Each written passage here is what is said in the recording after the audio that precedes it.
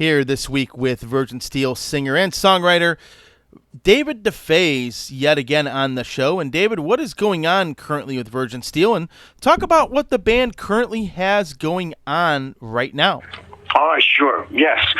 We're doing a box set which should be released sometime, I think, August, September. I have to actually deliver it this month. And it's 4 CDs. It's The Book of Burning and Hymns to Victory, which are the last 2 albums to reissue through SPV. And it's got 2 80-minute brand new records. One of them contains largely, it's all live recordings that were done in my studio or in my living room or somewhere in my home, and they're stripped down kind of orchestral versions of the Virgin Steele tracks, plus kind of obscure rewritten covers and some couple of bluesy things. And the other record is, I guess, more of the usual instrumentation, guitar, bass, drums, and so on and so forth, keyboards, whatever. And that's got brand new material, some of which I'm mixing as we speak. And it's got some also redone classics, like there's a kind of a orchestral version of Bone Dust, and that's also got 1 or 2 cover things. There's like a 9-minute version of the song Wicked Game that's very gothic. There's a lot of cool stuff on there. So because it's a box set, we wanted to kind of go rare and do a lot of things and explore various sides of the group. So there's quite a bit of material coming out in the box set, and I also managed to get the first 2 albums up and running again for reissue. That's not through SPV, that's with another label. And they also have bonus tracks on there as well. Some live stuff from the House of Atreus tour, some new material. Also probably coming out sometime around September, I think. They were going to come out sooner, those first 2 albums, but there was some sort of delay at the pressing plant. They want the vinyl and the CDs to come out at the same time. So, vinyl takes a lot longer, so there was some sort of issue with it. I guess a lot of people are doing vinyl again now, so it's a longer wait. So that's what we're doing at the moment, and we're probably going to be doing the live show is going to be more like what one of those CDs are, these kind of stripped down kind of orchestral performances that we're currently involved with for the next few months. And then on top of all that, we've got the next 3 records in the can that are kind of like I've already written them, and we're already in various stages of completing those things. So and those are more like straight up epic metal sounding records, like House of Atreus from Invictus or something like that. So it's been just an endless recording, writing for the past several months. Now, you talked about vinyl, and is that something you're a big fan of, because it seems to have made a pretty good resurgence as of late? I love the vinyl. I'm very pleased that the label is into the vinyl and is doing that with all the reissues. The larger artwork, you can actually see the lyrics. CD printing is so small. So I'm always been a big fan of vinyl. I have lots of vinyl in my collection, and I like the fact that you have both. I think it's nice that people are not only just getting this stuff off the internet, because of the vinyl. There's an interest, I guess, in owning the music again, the physical copy. So that's definitely been a plus for for bands like us over the years. So yeah, I'm totally happy about that, and I think we're going to do vinyl for this as well. That's what I was told. So it should be a nice year, because we're also celebrating somewhat of an anniversary. I think it's like 35 years since the first record or something like that. So that's what they tell me anyway. So. David, would you say these new albums are similar to, say, some of the newer material, the more epic, more concept type albums that you've been writing, or is it going to sound a little bit like the older stuff earlier on in the band's career? Well, there's the 2 new records that are going to be in the box set. Well, they actually contain some of those, epic tracks. So there are, for example, if I look at the track list, we do I Will Come For You on there, but again, it's not like there's not like drum kit, there's like orchestral bass drum, things like that, big explosive toms, orchestral cymbals, those kinds of things. It's not like it's double bass all the way through. There's not that going on, because we did this live, and we wanted to strip it down and take that on the road. So there's things like that on there. Kingdom of the Fearless is actually done like that. So that record is I don't know if you, I guess if you have the reissue to Invictus, we did straight up just acoustic guitar and vocal things, and on one of the bonus discs that was in that. It's sort of like that, but it's actually more instrumentation, because there's like more keyboard stuff. There's cellos in there. There's like I said, there's some orchestral bass drums and toms and whatnot. So it's a bit more like as if we're jamming with the London Symphony kind of thing on some of those tracks. So yeah, it's kind of epic in its live, stripped down, raw state as well. The other record, it's like I said, it's a little bit more of the usual instrumentation, but there are some new tracks on there that, you'll probably recognize as like traditional heavy metal, Virgin Steele stuff, a few of them, but some of them are also in more of a bluesy, heavy rock vein. Like we actually do a cover of a Bad Company song, Rocksteady's on there. It's slowed way down, and it's more gothic-y.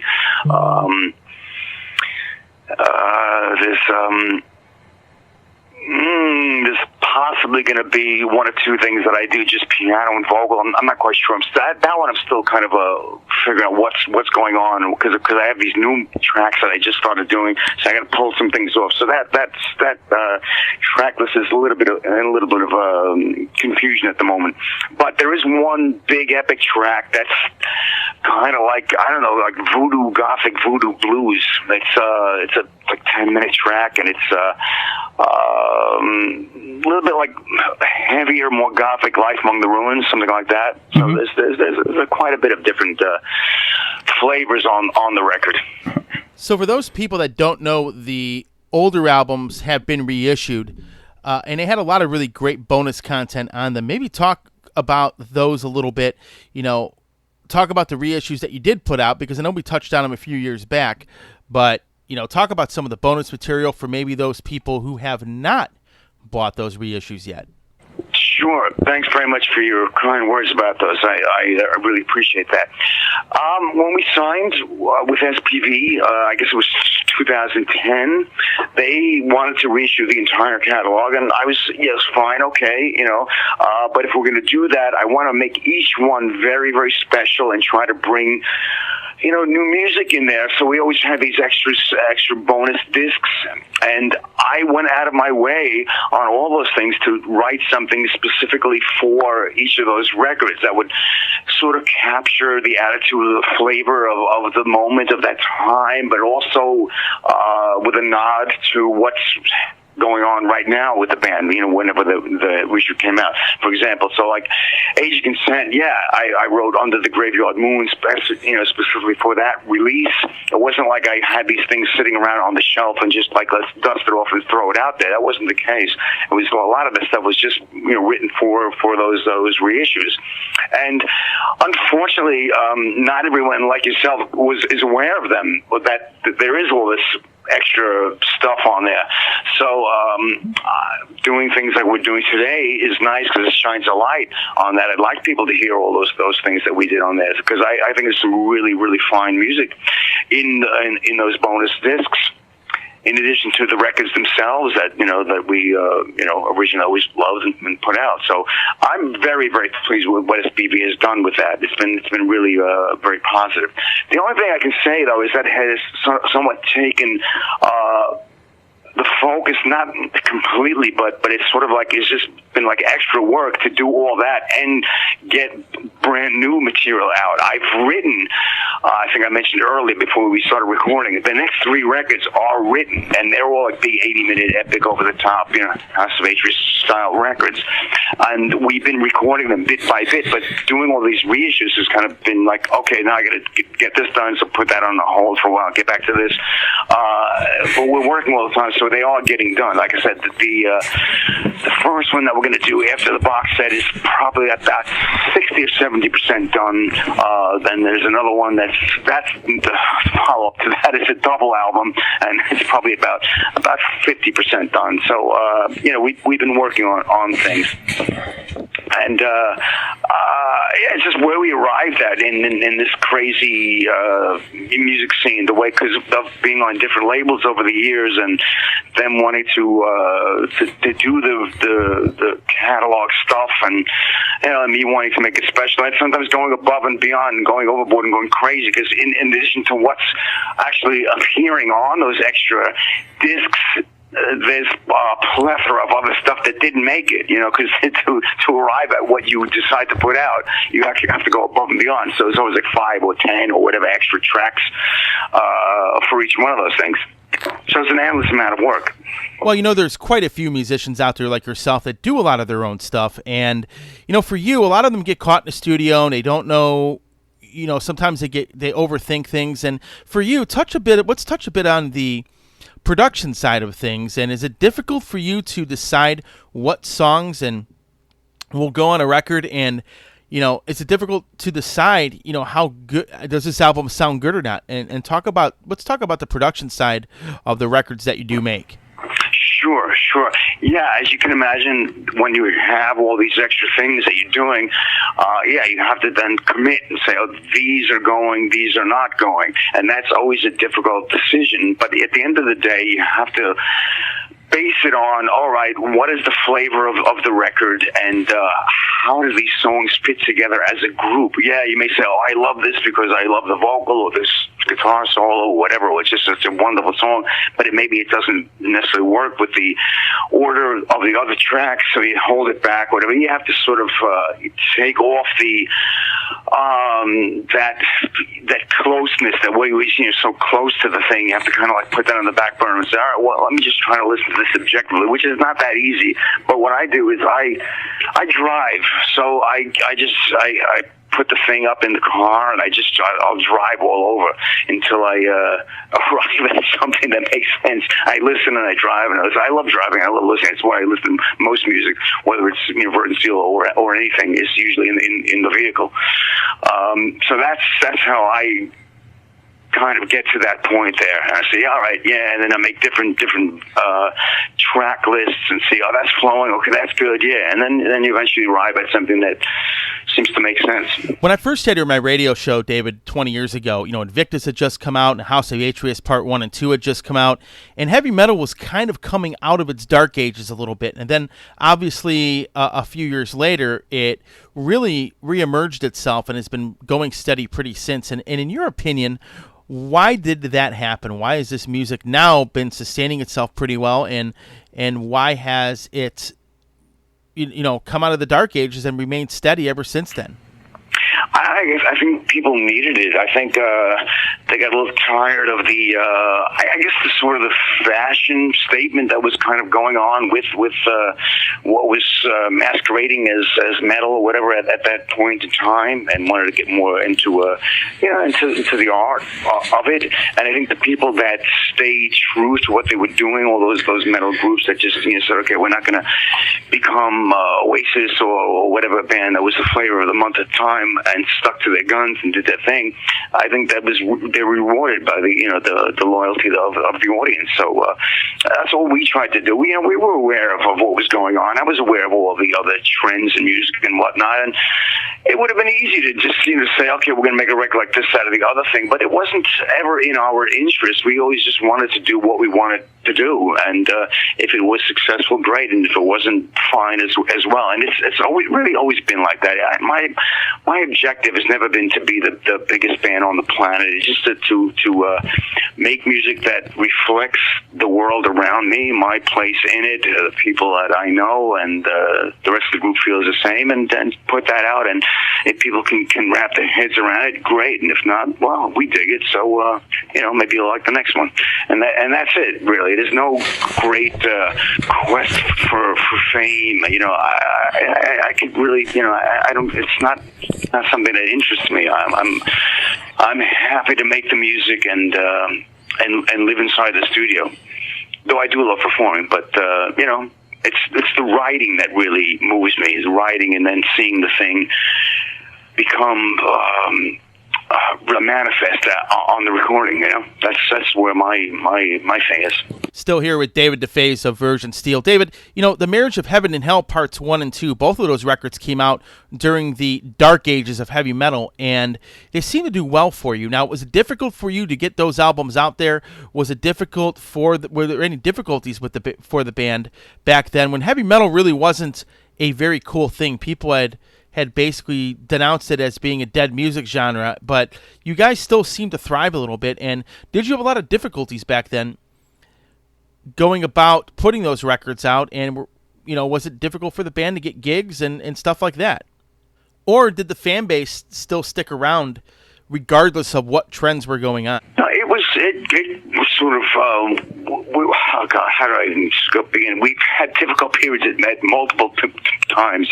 When we did Age Consent, that was a crazy period.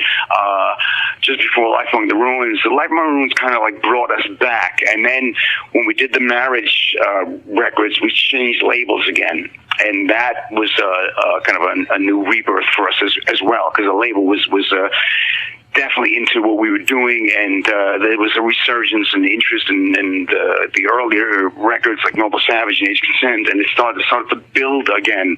So we were, as I said, looking at, if you look at the charts or at the time, Smashing Pumpkins or whatever, things like that were huge, and we were not in that realm of fame, but again, it didn't matter. We just said, this is what we want to do. I remember sitting with Edward after we did Life Among the Ruins. We're like, okay, cool. We did this record that we wanted to do that was kind of more like Led Zeppelin-y, kind of bluesy thing, and I was like, okay, let's. I really like to go, light out for the territories and get deeper into this classical fusion of classical and metal thing that I'm writing. I'm sitting at the piano every day doing these things, and he was with me, and then he brought his ideas in, and we worked together, and that became what it became. And we were quite active, at that point. Again, we started to do more and more shows again, and whatnot, and started going back over to Europe, and the whole thing really grew from the release, I think, of that Marriage 1 record. But it started with Life Among the Ruins. Life Among the Ruins reminds me of one of those records everybody hated when it came out, but like 20 or 30 years later, everybody goes back and says, hey, it's awesome. And that seems to be the trend with that record. I know. I remember when it came out. It sounds like Doc. And I never even listened to Doc, and I don't even know what could tell you. So it's like, it's funny. Same thing happened when we did Visions of Eden. It was like, what happened? What do you mean what happened? So now it's an undiscovered gem for some people. So you can't please everyone, and you can't always be a hero or a legend in your own lunchtime, whatever.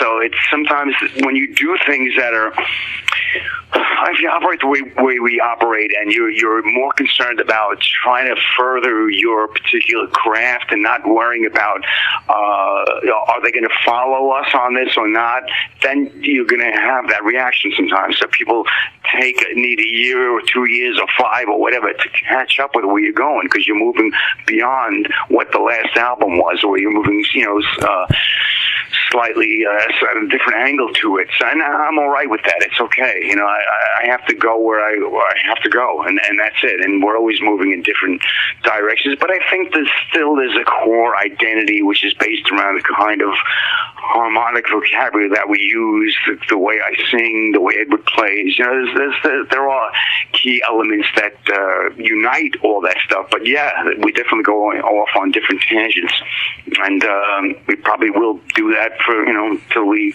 no longer breathe air on the planet. Over the last 20 years since I started this radio show, for you as a musician and for the band, what are some of the highlights for you over this past 20-year span as a musician and with Version Steele? There's so many along the way. I remember one of the things whenever I'm asked that is I'm drawn to the first time we arrived in Greece as the sun was rising. We came there by ferry, and the sun was rising. I'm on deck, and I screamed out, "We're in the home of the gods!" It was like, wow. I was like blown away, and the audience was fantastic. Moments like that. And there are moments like that in all the countries that we've played in. Amazing gigs, whether it be the States, Italy, Greece, Germany, wherever.